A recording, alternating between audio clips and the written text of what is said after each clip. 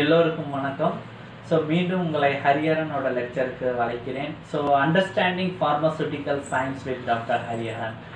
இன்னைக்கு நம்ம இந்த லெக்சரில் தெரிஞ்சுக்க போகிறது என்னென்னு பார்த்தீங்கன்னு வச்சுக்கோங்களேன், டைப்ஸ் ஆஃப் இம்யூனோகுளோபுலின். நான் இந்த லெக்சரை ரெண்டு பார்ட்டாக டிவைட் பண்ணியிருக்கேன். மொதல் பார்ட்டில் நம்ம தெரிஞ்சுக்க போகிறது பேசிக் ஸ்ட்ரக்சர் ஆஃப் இம்யூனோகுளோபுலின். ஏன்னா ஸ்ட்ரக்சர் ஆஃப் இம்யூனோகுளோபுலின் கொஞ்சம் தெரிஞ்சால் தான் நமக்கு டைப்ஸ் ஆஃப் இம்யூனோகுளோபுலின் பற்றி தெரிஞ்சுக்க வாய்ப்பு இருக்கும். முத இம்யூனோகுளோபுலின்னா என்னென்னு பார்த்தீங்கன்னு வச்சுக்கோங்களேன், 1930 எல்வின் கபாட் பிளட் சீரம்ல இருந்து ஒரு பெர்டிகுலர் கெமிக்கலை பிரித்து எடுத்தார், ஐசோலேட் பண்ணி எடுத்தார். அது பிளட்ல இருக்கிற ஒரு புரோட்டீன் கால்ட் அஸ் γ-globulin சொல்லலாம். கொஞ்ச நாள் கழிச்சு தான் நமக்கு தெரிய வந்தது இந்த γ-globulin தான் இம்யூனோகுளோபுலின்னு. ஏன்னா அவர் பிரிச்செடுத்த இந்த γ-globulin இருக்குல்ல, இது இன்ஃபெக்ஷியஸ் டிசீஸுக்கு அகைன்ஸ்டாக வேலை பார்த்துச்சு, ப்ரிவென்ட் பண்ணிச்சு, நம்மளை தடுத்துச்சு. வேற ஃபாரின் சப்ஸ்டன்ஸ் நம்ம பாடியில் வந்ததுன்னா இந்த γ-globulin அது தடுத்தனால தான் இது லேட்டராக நம்ம இம்யூனோகுளோபுலின்னு சொல்ல ஆரம்பித்தோம். முதல் நம்ம தெரிஞ்சுக்குவோம் இம்யூனோகுளோபுலின்னா என்னது, இல்லைன்னா ஆன்டிபாடின்னா என்னதுன்ட்டு. ஜென்ரலாக இம்யூனோகுளோபுலின் காமன் டேர்மாக நம்ம என்ன சொல்கிறோம்னா ஆன்டிபாடிஸ்ன்னு சொல்கிறோம். ஆன்டிபாடிஸ்ன்னு ஏன் சொல்கிறோம்னா இது ஆன்டிஜனோட பைண்ட் ஆகிறனால இதுக்கு ஆன்டிபாடின்னு சொல்கிறோம். இந்த ஆன்டிபாடிஸ் என்ன ஆகும்னா ஜென்ரலாக ஒரு பி லிம்போசைட் செல்லோட ரிசப்டாரில் இருக்கலாம், இல்லைன்னா இந்த பிளாஸ்மா செல்ஸில் இருந்து ஃப்ரீ ஃபார்மில் செக்ரீட் ஆகியும் வரலாம். அப்படி வர்றதை நம்ம என்ன சொல்கிறோம்னா ஆன்டிபாடிஸ்ன்னு சொல்கிறோம். தட் மீன்ஸ் ஆன்டிபாடிஸ்ங்கிறது என்னது, ஒரு ஆன்டிஜனோட பைண்டார ஒரு ப்ரோட்டீன். இந்த ப்ரோட்டீன் ரெண்டு இடத்துல இருக்கும், ஒன்று ஃப்ரீயாக இருக்கும், பிளாஸ்மா செல் செக்ரீட் பண்ணலாம், ரெண்டாவது பி லிம்போசைட்டோட சர்ஃபேஸில் இருக்கலாம். இந்த ஆன்டிபாடி ஒரு ப்ரோட்டீனாக இருக்குது. அந்த ப்ரோட்டீன் ரொம்ப பெர்ஃபெக்டாக பார்த்தோம்னா ஒரு γ-globulin ப்ரோட்டீனாக இருக்குது. இது இம்யூனிட்டிக்கு ஹெல்ப் பண்ணுறனால, இந்த γ-globulin இம்யூனிட்டி ஹெல்ப் பண்ணுறனால நம்ம என்ன சொல்ல ஆரம்பிச்சோம்னா இம்யூனோகுளோபுலின்னு சொன்னோம். நீங்கள் இதோட ஸ்ட்ரக்சர் பார்த்தீங்கன்னா இம்யூனோகுளோபுலினோட ஸ்ட்ரக்சர் இது ஒரு பாலிபெப்டைட் செயின், 4 பெப்டைட். பெப்டைட்னா ஒரு protein sequence, amino acid sequence இருக்கிற ப்ரோட்டீன். 4 பெப்டைட் செயின் சேர்ந்தது தான் இது ஆன்டிபாடியோ இம்யூனோகுளோபுலின் சொல்கிறோம். இந்த 4 பெப்டைடில் 2 என்ன சொல்லணும்னா ஹெவி செயினாக இருக்கும். ஹெவி செயின்ங்கிறது இதில் அதிகமான அமினோ ஆசிட்ஸ் இருக்கும். இதோட மாலிகுலர் வெயிட் பார்த்தீங்கன்னா 50,000 டால்டன் கிட்ட இருக்கும். அதே மாதிரி 2 லைட் செயின் இருக்கும், இதில் கம்மியான அமினோ ஆசிட்ஸ் இருக்கும். அதனால் இதோட மாலிகுலர் வெயிட்டும் 25,000 கிட்ட இருக்கும். இந்த 4 செயினும் அட்டாச் ஆகிருக்கும். எப்படி அட்டாச் ஆகிருக்கும்னு நீங்கள் பார்த்தீங்கன்னு வச்சுக்கோங்களேன், இதுக்கு நடுவில் டைசல்ஃபைட் லிங்கேஜ் ஃபார்ம் ஆகும். தட் மீன்ஸ் சல்ஃபருக்கு நடுவில் ஒரு பாண்ட். இந்த சல்ஃபருக்கு நடுவில் பாண்ட் ஆகணும்னா ஒரு பெர்டிகுலர் அமினோ ஆசிட்ல இந்த சல்ஃபர் சீக்வன்ஸ் இருக்கணும். நீங்கள் பார்த்தீங்கன்னா சல்ஃபர் கண்டெய்னிங் அமினோ ஆசிட்ஸ் பார்த்தீங்கன்னா இந்த சிஸ்டீனும் சிஸ்டைனும் தயால் குரூப் இருக்கும், SH. That means sulphur containing group இருக்கும். இது தனக்குள்ளேயும் பாண்ட் ஃபார்ம் ஆகிருக்கும் இன்ட்ரா மாலிகுலரில். அதே மாதிரி இன்டர் மாலிகுலர்லையும் பாண்ட் ஃபார்ம் பண்ணலாம். இன்ட்ரா மாலிகுலர் தட் மீன்ஸ் ஒரே செயினில் டைசல்ஃபேட் லிங்கேஜ் பார்த்தீங்கன்னா லைட் செயின்லையும் நடக்கலாம். அதே மாதிரி ஹெவி செயின்ஸ்லையும் இது டைசல்ஃபேட் லிங்கேஜ் நடக்கலாம். இது இன்ட்ரா மாலிகுலர் டைசல்ஃபேட் லிங்கேஜ் நடக்கலாம். பட் இதனால் என்ன ஆகும்னா லைட் செயின் ஒன்று தனியாக இருக்கும், ஹெவி செயின் ஒன்று தனியாக இருக்கும், தனித்தனியாக இருக்கும். இதுக்கு எல்லாமே சேர்த்து ஒரே மாலிகுல் ஆகணும்னா ஒரு லைட் செயினுக்கும் ஒரு ஹெவி செயினுக்கும், அதே மாதிரி ஒரு ஹெவி செயினுக்கும் இன்னொரு ஹெவி செயினுக்கும் என்ன ஆகணும்னா டைசல்ஃபேட் பாண்ட் ஃபார்ம் ஆகணும். நீங்கள் பிக்சரில் பார்த்தீங்கன்னா ஒரு லைட் செயினுக்கும் ஒரு ஹெவி செயினுக்கும் டைசல்ஃபேட் பாண்ட் ஃபார்ம் பண்ணிச்சுன்னா அது ஹெட்ரோடைமர்னு சொல்கிறோம். ஏன்னா இதில் ஒன்று லைட் செயின், இன்னொன்று ஹெவி செயின். ஹெட்ரோனா 2 டிஃப்ரெண்ட் டைப்ஸ், டைமர்னா 2 ஜாயின் ஆனது. ஹெட்ரோடைமர்னு சொல்கிறோம். ஏன்னா ஒரு லைட் செயினும் ஒரு ஹெவி செயினுக்கு நடுவில் டைசல்ஃபேட் பாண்ட் ஃபார்ம் ஆகுது. அதே மாதிரி ஒரு ஹெவி செயினுக்கும் டைசல்ஃபேட் பாண்ட் ஃபார்ம் ஆகும். அது ஒரு டைமர். நீங்கள் பிக்சரில் பார்த்தீங்கன்னா அந்த மாதிரியும் நடக்கும். ஸோ இது வந்து என்ன பண்ணுதுன்னா ஒரு இன்டாக்ட் ஆன்டிபாடி மாலிகுலை வந்து நமக்கு ப்ரொடியூஸ் பண்ணி தருது. ஸோ இதை தவிர நீங்கள் ஆன்டிபாடிஸ் பார்த்தீங்கன்னா இம்யூனோகுளோபுலின் புரோட்டீன். ஸோ இதில் வந்து 2 எண்ட் இருக்கும். ஒன்று அமினோ எண்டு, இன்னொன்று வந்து கார்பாக்சிலிக் எண்ட். ஏன்னா அமினோ ஆசிட்ல வந்து 2 ஃபங்க்ஷனல் குரூப் இருக்கு, அமினோ குரூப்பும் கார்பாக்சிலிக் குரூப். ஸோ அதே மாதிரி 2 எண்ட் இருக்கும். ஸோ இந்த அமினோ எண்டில் வந்து அமினோ ஆசிட் சீக்வன்ஸ் பார்த்தீங்கன்னா பயங்கரமாக வேரி ஆகும் ஒவ்வொரு ஆன்டிபாடிஸுக்கும் இம்யூனோகுளோபுலினுக்கும். ஸோ இது பயங்கரமாக வேரி ஆகிறனால இந்த பார்ட்டை என்ன சொல்கிறோம்னா வேரியபிள் ரீஜியன்னு சொல்கிறோம். ஸோ மிச்சம் ஏரியா வந்து அமினோ ஆசிட் சீக்வன்ஸ் கான்ஸ்டண்ட்டாக இருக்கும். ஸோ இந்த ரீஜியனுக்கு நம்ம என்ன சொல்கிறோம்னா கான்ஸ்டன்ட் ரீஜியன் சொல்கிறோம். ஸோ நீங்கள் பார்த்தீங்கன்னா வேரியபிள் ரீஜியன் வந்து லைட் செயின்லையும் இருக்கும், வேரியபிள் ரீஜியன் ஹெவி செயின்லையும் இருக்கும். ஸோ மிச்ச ஏரியா வந்து கான்ஸ்டன்ட் ரீஜியனாக இருக்கும். ஸோ இந்த அமினோ ஆசிட் இந்த கான்ஸ்டன்ட் ரீஜியன் ரொம்ப ஸ்பெசிஃபிக்காக சொன்னோம்னா ஹெவி செயினை வச்சு தான் நம்ம டைப்ஸ் ஆஃப் இம்யூனோகுளோபுலின்ஸ் பண்ணுறோம். ஸோ நீங்கள் இப்போ பார்த்தீங்கன்னா டிஃப்ரெண்ட் டைப்ஸ் ஆஃப் இம்யூனோகுளோபுலின்ஸ் எப்படி இம்யூனோகுளோபுலின்ஸை கிளாஸிஃபை பண்ணுறோம்னு பார்த்தீங்கன்னா இது 5 பேசிக் வெரைட்டியாக கிளாஸிஃபை பண்ணலாம் based on the heavy chain. So heavy செயின்ங்கிறது என்னது, ரொம்ப அமினோ ஆசிட்ஸ் இருக்கிற இம்யூனோகுளோபுலினோட பாலிபெப்டைடில் இருக்கிற 2 பெப்டைட் செயின். இது 50,000 டால்டன்ஸ் இருக்கும். இந்த ஹெவி செயினோட கான்ஸ்டன்ட் ரீஜன் வந்து 5 பேசிக் சீக்வன்ஸ் இருக்கும். ஸோ அந்த 5 பேசிக் சீக்வன்ஸ் என்ன பேர் வச்சுருக்காங்கன்னா மைக்ரோ, டெல்டா, காமா, எப்சலான், ஆல்ஃபான்னு வச்சுருக்காங்க. ஸோ இந்த சீக்வன்ஸை பேஸ் பண்ணி 5 டிஃப்ரெண்ட் வெரைட்டியாக இம்யூனோகுளோபுலின் கிளாஸிஃபை பண்ணுறனால அந்த இம்யூனோகுளோபுலின்ஸை நம்ம என்ன சொல்கிறோம்னா ஐசோடைப்னு சொல்கிறோம். ஸோ நீங்கள் டிஃப்ரெண்ட் டைப்ஸ் ஆஃப் இம்யூனோகுளோபுலின் பார்த்தீங்கன்னா ஹெவி செயின் காமாவாக இருந்ததுன்னு வச்சுக்கோங்களேன், நம்ம என்ன சொல்கிறோம்னா immunoglobulin gamma, immunoglobulin G, short ஃபார்மில் ஐஜிஜின்னு சொல்லலாம். அதே இது மைக்ரோனா இருந்ததுன்னா இம்யூனோகுளோபுலின் எம், அதாவது ஐஜிஎம்னு சொல்லலாம். அதே இது ஆல்ஃபா ஹெவி செயினாக இருந்ததுன்னா இம்யூனோகுளோபுலின் ஏ வந்துடுது ஆல்ஃபா, ஐஜிஏ. அதே இது எப்சலானாக இருந்ததுன்னா immunoglobulin E stands for epsilon. So short ஃபார்மில் ஐஜிஇன்னு சொல்லலாம். ஸோ டெல்டா ஹெவி செயினாக இருந்ததுன்னா இம்யூனோகுளோபுலின் டி, ஷார்ட் ஃபார்மில் ஐஜிடின்னு சொல்லலாம். ஸோ ஒவ்வொன்றை பற்றி இப்போ நம்ம தெரிஞ்சுக்குவோம். முதல் இம்யூனோகுளோபுலின் ஜி பற்றி தெரிஞ்சுக்குவோம், ஐஜிஜி. இதில் என்ன இருக்குது, கான்ஸ்டன்ட் ரீஜியனில் இருக்கிற ஹெவி செயின் வந்து காமாவாக சொல்கிறோம். ஸோ இம்யூனோகுளோபுலின் ஜி பார்த்தீங்கன்னு வச்சுக்கோங்களேன், இது நம்ம பாடியில் இருக்கிற இம்யூனோகுளோபுலினில் 80% இம்யூனோகுளோபுலின் வந்து இம்யூனோகுளோபுலின் ஜியாக தான் இருக்கும் நம்ம சீரமில். ஸோ இது வந்து இம்யூனோகுளோபுலின் ஜி வந்து ஹியூமன்ஸில் வந்து 2 different types of gamma heavy chain இருக்கும். அதோட அட்டாச் ஆகிருக்கிற இந்த லைட் செயின் இருக்குல்ல, எல்லா இம்யூனோகுளோபுலின்ஸும் இந்த லைட் செயின் பார்த்தீங்கன்னா 2 டைப் இருக்கும். ஒன்று காப்பான்னு இருக்கும், கேன்னு சொல்லிக்கலாம், இன்னொன்று லாம்டாவாக இருக்கும். ஸோ 2 லைட் செயினும் காப்பாவாக இருக்கும், இல்லைன்னா 2 லைட் செயினும் லாம்டாவாக இருக்கும். ஒன்று காப்பா ஒன்று லாம்டா இருக்க சான்ஸ் இல்லை. ஸோ லைட் செயின்ஸ் ஒன்று காப்பாவாக இருக்கும், இல்லைன்னா லாம்டாவாக இருக்கும். ஸோ இம்யூனோகுளோபுலின் ஜியில் வந்து ஹெவி செயின் என்றைக்குமே வந்து காமாவாக இருக்கும். ஸோ ஹியூமன்ஸில் பார்த்தீங்கன்னு வச்சுக்கோங்களேன், இந்த காமா செயினில் இருக்கிற இந்த sequence of amino acids sometimes கொஞ்சம் டிஃபரன்ஸ் இருக்கும். ஸோ இந்த சின்ன டிஃபரன்ஸை வச்சு இந்த காமாவை வந்து ஃபர்தராக 4 டைப்பாக கிளாஸிஃபை பண்ணாங்க. Gamma 1, gamma 2, gamma 3, gamma 4 chain. So அதனால் இம்யூனோகுளோபுலின் ஜிஏவையும் என்ன பண்ணலாம், சப்டைப்ஸாக 4ஆக கிளாஸிஃபை பண்ணலாம். Immunoglobulin G1, immunoglobulin G2, immunoglobulin G3 and immunoglobulin G4ன்னு சொல்லிக்கலாம்.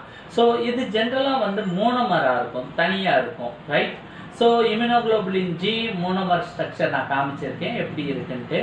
ஸோ நீங்கள் பார்த்தீங்கன்னு வச்சுக்கோங்களேன், இதோட ஸ்ட்ரக்சரல் கேரக்டரிஸ்டிக்ஸ் எஸ்பெஷலியாக வந்து நம்ம இந்த immunoglobulin G1, G2, G3, G4 இருக்கிறதுக்கு காரணம் என்னென்னா, இந்த டைசல்ஃபேட் லிங்கேஜ் வந்து 2 ஹெவி செயினில் ஃபார்ம் ஆகிற ரீஜியனை வந்து என்ன சொல்கிறோம்னா ஹிஞ்ச் ரீஜியன்னு சொல்லலாம். ஸோ இந்த ஹிஞ்ச் ரீஜியனில் ஃபார்ம் ஆகிற இந்த டைசல்ஃபேட் லிங்கேஜ் வந்து சேஞ்ச் ஆகிறனால தான் நம்ம என்ன சொல்கிறோம்னா immunoglobulin G1, G2, G3, G4 னு சொல்றோம். சோ நான் பிக்சர்ல காமிச்சிருக்கேன், நீங்க பாருங்களேன்.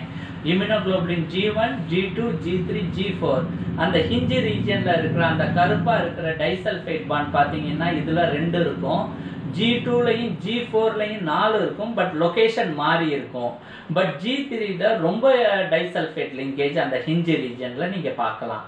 ஸோ இதோட ப்ராப்பர்ட்டி பார்த்தீங்கன்னு வச்சுக்கோங்களேன், இந்த 4 டைப் ஆஃப் இம்யூனோக்ளோபுலின் ஜியில் இருக்கிற G1, G2, G3யும் ஓவரால் இம்யூனோக்ளோபுலின் ஜியோட ப்ராப்பர்ட்டி பார்த்தோம்னு வச்சுக்கோங்களேன், G1, G3, G4 G2-வை தவிர மிச்ச 3 இம்யூனோக்ளோபுலின் ஜியும் என்ன ஆகும்னா ஈஸியாக பாஸ் ஆகி பிளாசண்டாவை கிராஸ் பண்ணி வயிற்றுல இருக்கிற ஃபீட்டஸுக்கு போயிடும். ஸோ அதனால தான் இந்த குழந்தை டெவலப் ஆகிறப்ப வந்து நோய் வராமல் தடுக்கிறதுக்கு வந்து இந்த இம்யூனோக்ளோபுலின் G1, G3, G4 மேஜராக வந்து ரோல் ப்ளே பண்ணுது. ஸோ இம்யூனோக்ளோபுலின் G3 இருக்கிறதுலையே வந்து இந்த காம்ப்ளிமெண்ட் சிஸ்டத்தை வந்து ஆக்டிவேட் பண்ணும். ஏன்னா காம்ப்ளிமெண்ட் சிஸ்டம் ஆக்டிவேட் பண்ணால் தான் ஆன்டிஜன் வந்து ஈஸியாக வந்து எலிமினேட் பண்ணுற சான்ஸ் இருக்குது. ஸோ G3 வந்து நல்லா பெஸ்ட்டாக ஆக்டிவேட் பண்ணும் இந்த 4 இதுலையும் இருக்கிறது. அதுக்கப்புறம் G1, அதுக்கப்புறம் G2. பட் G4 இது வரைக்கும் வந்து ஆக்டிவேட் பண்ணாதான் எந்த டேட்டாஸும் கிடைக்கல. ஸோ இந்த 4ல் G3, G1, G2, G4 இந்த சீரீஸில் வந்து காம்ப்ளிமெண்ட் ஆக்டிவேஷன் வந்து கொஞ்சம் கொஞ்சமாக கம்மியாக ஆரம்பிக்கும். ஸோ ஃபர்தராக பார்த்தீங்கன்னு வச்சுக்கோங்களேன், இம்யூனோக்ளோபுலின் G1, G3 இது வந்து என்ன இருக்கும்னா ஆப்சனைசேஷன் ப்ராசஸ்க்கு ஹெல்ப் பண்ணும். ஸோ இந்த இம்யூனோக்ளோபுலினை வந்து ஃபர்தராக வந்து நம்ம கட் பண்ணி பார்த்தோம்னா 2 பார்ட் இருக்குது. இன்னும் 2ஆக வெட்டி விடலாம். மேலே இருக்கிற பார்ட் வந்து ஃப்ராக்மெண்ட் ஆஃப் ஆன்டிஜன் பைண்டிங்கும், கீழே இருக்கிற அந்த கான்ஸ்டன்ட் ஹெவி செயின் இருக்குல்ல அது வந்து ஃப்ராக்ஷன் ஆஃப் கிறிஸ்டலைன்னு சொல்லலாம். ஸோ இந்த ஃப்ராக்ஷன் ஆஃப் ஆன்டிஜன் பைண்டிங் வந்து என்ன ஆகும்னா ஆன்டிஜனோட பைண்ட் ஆகிரும். ஸோ இப்போ இந்த ஆன்டிஜனை டெஸ்ட்ராய் பண்ணுறதுக்கு இந்த FC என்ன ஆகும்னா ஏதாச்சும் ஒரு ஃபேகோசைட்டிக் செல்லோட போய் பைண்ட் ஆகும். ஸோ இந்த ப்ராசஸை என்ன சொல்கிறோம்னா ஆப்சனைசேஷன் சொல்கிறோம். ஸோ இந்த ஃபேகோசைட்டிக் செல் இருக்குல்ல, மேக்ரோஃபேஜோ நேச்சுரல் கில்லர் செல், ஸோ இது பைண்ட் ஆச்சுன்னா அது ஈஸியாக இந்த ஆன்டிஜனை என்கல்ஃப் பண்ணி டெஸ்ட்ராய் பண்ணிடும். ஸோ ஈஸியாக எலிமினேட் ஆக சான்ஸ் இருக்குது. ஸோ இதில் பார்த்தீங்கன்னா IgG1ம் G3யும் இந்த வேலை வந்து நல்லா பார்க்கும் ஆப்சனைசேஷன். IgG4 வந்து கொஞ்சம் கம்மியாக பார்க்கும், பட் G2 வந்து ரொம்ப எக்ஸ்ட்ரீம்லி லோ அஃபினிட்டி இருக்கும் எஸ்பெஷலி இந்த ஆப்சனைசேஷனுக்கு. ஸோ ரெண்டாவது இம்யூனோக்ளோபுலின் பார்த்தீங்கன்னா IgM. இதில் இருக்கிற அந்த ஹெவி செயின் என்னது constant region M stands for micro. So immunoglobulin M பார்த்தீங்கன்னு வச்சுக்கோங்களேன், இது வந்து 5 to 10% டோட்டல் இம்யூனோக்ளோபுலினோட பர்சன்டேஜ் இருக்கும். 5 to 10% டோட்டல் இம்யூனோக்ளோபுலினில் வந்து IgM-ஆக தான் இருக்கும். ஸோ இது பாடியில் செக்ரேட் பண்ணுற அமௌண்ட் பார்த்தீங்கன்னா 1.5 mg/ml வந்து இது செக்ரேட் பண்ணும். ஸோ இது ஜென்ரலாக மோனோமராக இருக்கும். ஸோ இதோட மாலிகுலர் வெயிட் வந்து 1,80,000 டால்டன்ஸ் இருக்கும். ஸோ IgM-ஓட ஸ்பெஷாலிட்டி என்னன்னு பார்த்தீங்கன்னு வச்சுக்கோங்களேன், பி லிம்போசைட்டில் மெம்பரேன் ரிசப்டார் ஆன்டிபாடி மாதிரி இருக்கும். அந்த மெம்பரேன் ரிசப்டாரோட ஆன்டிபாடி எப்பயுமே வந்து இம்யூனோக்ளோபுலின் M தான் இருக்கும். ஸோ ரேர் கேசஸில் இம்யூனோக்ளோபுலின் Dயும் இருக்கும். ஸோ இது வரைக்கும் இம்யூனோக்ளோபுலின் Dயோட நாலேஜ் அதிகமாக இல்லாதனால பி செல் ரிசப்டார் லிம்போசைட்டோட சர்ஃபேஸ் ரிசப்டார் வந்து இம்யூனோக்ளோபுலின் M. ஸோ இது ஒரு மெம்பரேன் பவுண்டு பி லிம்போசைட்ஸில் இருக்கும். ஸோ மெம்பரேன் பவுண்டு பி லிம்போசைட்ஸில் மட்டும் இருக்காது, இது வந்து பிளாஸ்மா செல்ஸ்லையும் செக்ரீட் ஆகும். ஸோ இது எப்படி ஆகுதுன்னு பார்த்தீங்கன்னா வச்சுக்கோங்களேன், இம்யூனோக்ளோபுலின் M மெம்பரேன் பவுண்டில் இருக்கிறது மோனோமராக இருக்கும். ஸோ இது ஆன்டிஜனோட பைண்ட் ஆச்சுன்னா என்ன ஆகும்னா இந்த பி லிம்போசைட் வந்து ப்ரொலிஃபரேட் ஆகி பிளாஸ்மா செல் ஃபார்ம் ஆகும். பிளாஸ்மா செல்ங்கிறது என்னது ஆக்டிவேட்டட் பி லிம்போசைட். இது வந்து செக்ரீட் பண்ணும் எது ஆன்டிபாடிஸ். ஸோ இதில் செக்ரீட் பண்ணுற one of the type of antibodies பார்த்தீங்கன்னா இம்யூனோக்ளோபுலின் M. ஸோ இது செக்ரீட்டும் பண்ணும். ஸோ அப்படி செக்ரீட் பண்ணுற இம்யூனோக்ளோபுலின் M மோனோமர்ஸாக வரும். வந்தோடனே இது என்ன பண்ணுன்னா அது ஜாயின் பண்ணி வந்து ஒரு பென்டாமராக ஃபார்ம் ஆகிருக்கும். ஸோ இந்த பென்டாமர் ஃபார்ம் ஆகணும்னா என்ன ஆகும்னா இந்த FC ரீஜியனில் இருக்கிற கார்பாக்சில் குரூப் வந்து என்ன பண்ணும்னா ஜாயின் ஆகும். ஸோ அது வந்து C4 C3 டொமைன்ஸில் வந்து ஜாயின் ஆகும். நீங்கள் பிக்சரில் பார்த்தீங்கன்னு வச்சுக்கோங்களேன். ஸோ C3யும் ஜாயின் ஆகும். தட் மீன்ஸ் கான்ஸ்டன்ட் ரீஜியனில் இருக்கிற அதே மாதிரி C4 ஜாயின் ஆகும். ஸோ இது வந்து என்ன சொல்கிறோன்னா ஜாயினிங் சேஞ்ச்னால இது என்ன ஆகும்னா இதோட ஸ்டெபிலிட்டி வந்து கூடும். ஸோ நீங்கள் ஸ்ட்ரக்சரில் எக்ஸாக்டாக பார்த்தீங்கன்னு வச்சுக்கோங்களேன், இந்த 5 மோனோமர்ஸ் வந்து சேர்ந்து FC ரீஜனில் ஜாயின் ஆகி என்ன ஆகும்னா ஒரு ஜாயினிங் ரீஜனோட இது பென்டாமர் ஸ்ட்ரென்த்ஃபுல் ஆகிரும். ஸோ ஒரு பென்டாமரில் ஒரு இம்யூனோகுளோபுலினில் வந்து 2 ஆன்டிஜன் பைண்டிங் ரீஜன் இருக்கிறனால 5 சேர்றப்ப எத்தனை இருக்கும்னா 10 ஆன்டிஜன் பைண்டிங் ரீஜன்ஸ் கிரியேட் ஆகும். ஸோ இதனால் அஃபினிட்டி என்ன ஆகும்னா ரொம்ப பெர்ஃபெக்டாக இருக்கும். ஸோ பென்டாமர் இருக்கிறனால வந்து இதோட ஸ்டெபிலிட்டியை வந்து ரொம்ப பெர்ஃபெக்டாக மெயின்டைன் பண்ணுறது வந்து இந்த ஜாயினிங் செயின். ஸோ இது டைசல்ஃபேட் லிங்கேஜ் ஆகுது, எஸ்பெஷலி வந்து சிஸ்டைன் ரெசிடியூஸ்னால. ஸோ அது வந்து மெயின்டைன் பண்ணிடும் இதை. ஸோ இதோட ப்ராப்பர்ட்டி பார்த்தீங்கன்னு வச்சுக்கோங்களேன், இம்யூனோகுளோபுலின் எம் தான் ஃபஸ்ட்டு இம்யூனோகுளோபுலின் கிளாஸ் என்ன ஆகுதுன்னா ப்ரொடியூஸ் ஆகுது.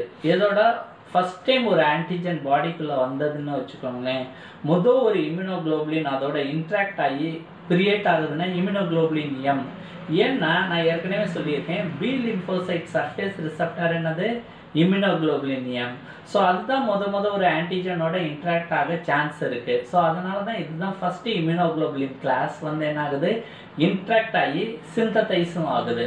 ஸோ இது ஃபஸ்ட் டைம் வந்து பாடியில் மட்டும் ஆகிறதில்ல, குழந்தைக்கு நியோனாட்ஸுக்கும் ஃபஸ்ட்டு இம்யூனோகுளோபுலின் பாடியில் சிந்ததைஸ் ஆகிறது வந்து இம்யூனோகுளோபுலின் எம். ஏன்னா அப்போ தான் குழந்தையோட பி செல்ஸ் பி லிம்போசைட்டில் வந்து ரிசப்டராக வந்து இம்யூனோகுளோபுலின் எம் உட்கார முடியும். ஸோ அதுக்கப்புறம் பார்த்தீங்கன்னா இதோட affinity activity complement activation system பார்த்தீங்கன்னா இம்யூனோகுளோபுலின் எம் இம்யூனோகுளோபுலின் ஜியை காட்டிலும் நல்லா இருக்கும். ஏன்னா இதோட எஃப்சி ரீஜன் வந்து ஒரு மெம்பரேன் பவுண்ட் ஆகிறதுக்கு ஹைலி கேப்பபிளாக இருக்கிறனால. ஸோ மூணாவது இம்யூனோகுளோபுலின் பார்த்தீங்கன்னா immunoglobulin A stands for alpha. So heavy chain ஆல்ஃபாவாக இருக்கிறனால இது வந்து இம்யூனோகுளோபுலின் ஏன்னு சொல்கிறோம். ஸோ ஸ்மால் ஷார்ட் ஃபார்மில் இம்யூனோகுளோபுலின் ஏவை வந்து IgAன்னு சொல்லலாம். ஸோ இது வந்து இம்யூனோகுளோபுலின் எம் மாதிரி ஒரு 10 to 15% டோட்டல் இம்யூனோகுளோபுலின் சீரமில் இருக்கிறது வந்து இம்யூனோகுளோபுலின் ஏவாக இருக்கும். ஸோ இந்த இம்யூனோகுளோபுலின் ஏ வந்து ஒரு ப்ராமினன்ட் இம்யூனோகுளோபுலின் பாடி செக்ரீஷன்ஸில் இருக்கும். ஸோ பாடியோட செக்ரீஷன்ஸ் பார்த்தீங்கன்னு வச்சுக்கோங்களேன், பிரெஸ்ட் மில்காக இருக்கலாம் ஒன்று, ரெண்டாவது வந்து நம்மளோட சலைவாவாக இருக்கலாம், இல்லைன்னா நம்மளோட செக்ரீஷன் ஐஸ் லாக்ரிமல் செக்ரீஷன்ஸாக இருக்கலாம், இல்லைன்னா நம்மளோட ஜென்ரலாக இருக்கிற existing mucus secretion bronchus GI tract genitourinary tract இதில் இருக்கிற செக்ரீஷன்ஸில் வந்து செக்ரீட் ஆகிற இம்யூனோகுளோபுலின்ஸ் பார்த்தீங்கன்னா அது இம்யூனோகுளோபுலின் ஏவாக இருக்கும். ஸோ இம்யூனோகுளோபுலின் ஏ ஜென்ரலாக வந்து ஒரு மோனோமராக தான் இருக்கும். பட் வந்து சம்டைம்ஸ் வந்து இந்த மோனோமர்ஸ் ஜாயிண்ட் ஆகி ஒரு டைமரோ ட்ரைமரோ டெட்ராமரோ ஃபார்ம் ஆக சான்ஸ் இருக்குது. ஸோ இது ஜாயின் ஆகிறதுக்கு வந்து ஸ்டெபிலிட்டி எது பண்ணுதுன்னா J செயின் பாலிபெப்டைட். ஸோ நீங்கள் ஒரு டைமர் வந்து இம்யூனோகுளோபுலின் ஏ பிக்சரில் காமிச்சிருக்கேன். ஸோ நீங்கள் பார்த்தீங்கன்னா இது என்ன பண்ணுதுன்னா J செயினை வச்சு இது வந்து பிக்சர்ஸ் வந்து பெர்ஃபெக்டாக காமிக்குது. ஸோ நெக்ஸ்ட்டு நீங்கள் இதோட ப்ராப்பர்ட்டி பார்த்தீங்கன்னு வச்சுக்கோங்க இம்யூனோகுளோபுலின் ஏ. ஸோ இம்யூனோகுளோபுலின் ஏ எக்ஸ்டர்னல் செக்ரீஷன்ஸில் வர்றப்ப டைமரோ டெட்ராமரோ J செயினால் ஃபார்ம் ஆகும். ஸோ இது வந்து ஒரு செக்ரிட்டரி காம்பனண்ட்டாக வந்து நம்ம சொல்லிக்கலாம். ஸோ ஜென்ரலாக இம்யூனோகுளோபுலின் ஏ வந்து பிளாஸ்மா செல்ஸ் வந்து செக்ரீட் பண்ணும். ஸோ செக்ரீட் பண்ணுறது கான்சன்ட்ரேட் எங்கே ஆகும்னா நம்மளோட மியூக்கோசல் சர்ஃபேஸில் ஆகும். ஸோ பெர் டே நீங்கள் இதோட செக்ரீஷன் பார்த்தீங்கன்னா 5 to 15 கிராம் செக்ரீஷன் ஆகும் இது. ஸோ இதோட ப்ராப்பர்ட்டியோட ஃபர்தர் நீங்கள் பார்த்தீங்கன்னா இம்யூனோகுளோபுலின் ஏ வந்து ஒரு டைமரோ டெட்ராமரோ இருக்கிறனால என்ன ஆகும்னா டைமராக இருந்ததுன்னா இதுக்கு 4 ஆன்டிஜன் பைண்டிங் எபிடோப் பைண்டிங்கும் கிடைக்கும், டெட்ராமராக இருந்ததுன்னா 8 எபிடோப் பைண்டிங் லொகேஷனும் கிடைக்கும். ஸோ இம்யூனோகுளோபுலின் ஏ வந்து மல்டிபிள் எபிடோப்போட வந்து இது வந்து லிங்க் ஆக சான்ஸ் இருக்குது. ஸோ இம்யூனோகுளோபுலின் ஏ என்ன ஆகுதுன்னா மியூக்கோஸில் இருக்கிறனால நம்ம வெளியே இருந்து ஒரு பாக்டீரியாவோ வைரலோ வந்ததுன்னு வச்சுக்கோங்களேன், இது வந்து அட்டாச் ஆகிரும். ஸோ அட்டாச் ஆகி இது வந்து இந்த பெத்தோஜன்ஸ் எலிமினேட் ஃபேகோசைட்டோசிஸ் பண்ணுறதுல வந்து இது ரொம்ப ஆப்சனைசேஷன் ப்ராசஸ் த்ரூ ஹெல்ப் பண்ணும். பட் இதனால் என்னாகும் வைரல் இன்ஃபெக்ஷன் இல்லைன்னா பாக்டீரியல் காலனைசேஷன் நம்ம மியூக்கஸில் நடக்காமல் வந்து இது பாதுகாக்கும். ஸோ அதே மாதிரி இது வந்து பிரெஸ்ட் மில்க்ஸில் செக்ரீட் ஆகிறனால லாக்டேஷன் மதரில் இருந்து என்ன ஆகுதுன்னா ஒரு மாதத்துக்கு குழந்தைய வந்து ப்ரொடெக்ட் பண்ணுறதுல ஹெல்ப் பண்ணுது இம்யூனோகுளோபுலின் ஏ. இது த்ரூ பிரெஸ்ட் மில்க் வந்து மதரில் இருந்து குழந்தைக்கு போய் ஒரு பேசிவ் இம்யூனைசேஷன் மாதிரி இது என்ன பண்ணுதுன்னா ப்ரொடெக்ட் பண்ணுது for the first month. So 4வது டைப் ஆஃப் இம்யூனோகுளோபுலின் என்னென்னு பார்த்தீங்கன்னா இம்யூனோகுளோபுலின் இ. ஸோ இம்யூனோகுளோபுலின் ஈல இருக்கிற அந்த ஹெவி செயின் என்னது epsilon. So E stands for epsilon. So immunoglobulin E short forms என்ன சொல்கிறோம்னா IgEன்னு சொல்கிறோம். ஸோ இது வந்து IgE வந்து இப்படி ஒரு இம்யூனோகுளோபுலின் இருக்கிறது வந்து தெரியாமல் இருந்தது. பட் சடனாக வந்து இதோட பொட்டன்ட் பயாலஜிக்கல் ஆக்டிவிட்டினால வந்து இம்யூனோகுளோபுலின் இ சீரத்தில் இருக்கிறத வந்து கண்டுபிடிக்க முடிஞ்சது. ஸோ இது கம்மியான quantity generally 0.3 gram per ml இருந்தால் கூட வந்து என்ன பண்ணும்னா இது வந்து பொட்டன்ட் ஆக்டிவிட்டி பண்ணும். ஸோ இதோட பொட்டன்ட் ஆக்டிவிட்டி ஜென்ரலி வந்து நமக்கு அலர்ஜிக் ரியாக்ஷன்ஸ் ப்ரொடியூஸ் பண்ணுது. ஸோ இம்யூனோகுளோபுலின் மீடியேட் பண்ண ஹைப்பர் சென்சிட்டிவிட்டி ரியாக்ஷன் பலது இருக்குது.